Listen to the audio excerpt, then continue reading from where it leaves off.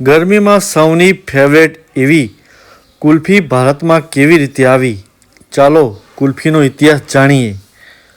કુલ્ફી શબ્દ મૂળ ફારસી ભાષામાંથી આવ્યો છે. ફારસીમાં કુલ્ફ એટલે ઢાંકણવાળો કપ. કુલ્ફીની શરૂઆત 16મી સદીમાં થઈ હતી, જ્યારે ભારતમાં મુગલ બાદશાહ અકબરનું શાસન હતું. ઇતિહાસકારોના મતે સમ્રાટ અકબર ખાવાના ખૂબ શોખીન હતા. તેમને ખુશ કરવા માટે વિવિધ પ્રકારની વાનગીઓ બનાવતા હતા. કુલ્ફી સૌપ્રથમ સમ્રાટ અકબર માટે બનાવવામાં આવી હતી. તમને ખબર છે મિત્રો, કુલ્ફી કેવી રીતે તૈયાર કરવામાં આવતી હતી?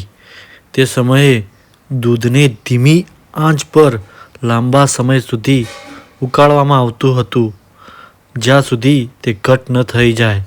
ત્યારબાદ તેમાં ખાંડ, કેસર અને ડ્રાયફ્રૂટ ઉમેરીને ધાતુના શંકુ આકારના સાંચામાં ભરવામાં આવતું. તે જમાનામાં ફ્રીજ નહોતા, તેથી કુલ્ફી જમાવવા માટે પોટેશિયમ નાઇટ્રેટ વાપરવામાં આવતું હતું.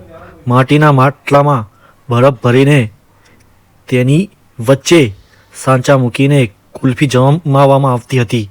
અકબરનામા મુજબ જ્યારે બાદશાહને પહેલીવાર કુલ્ફી પીરસવામાં આવી હતી, ત્યારે તે તેના સ્વાદથી ખૂબ પ્રભાવિત થયા. આમ કુલ્ફી મુગલ સામ્રાજ્યના ભોજનનો એક ભાગ બની ગઈ.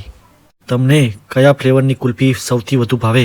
કોમેન્ટમાં જરૂર જણાવો અને અમારી ચેનલને સબસ્ક્રાઈબ કરો.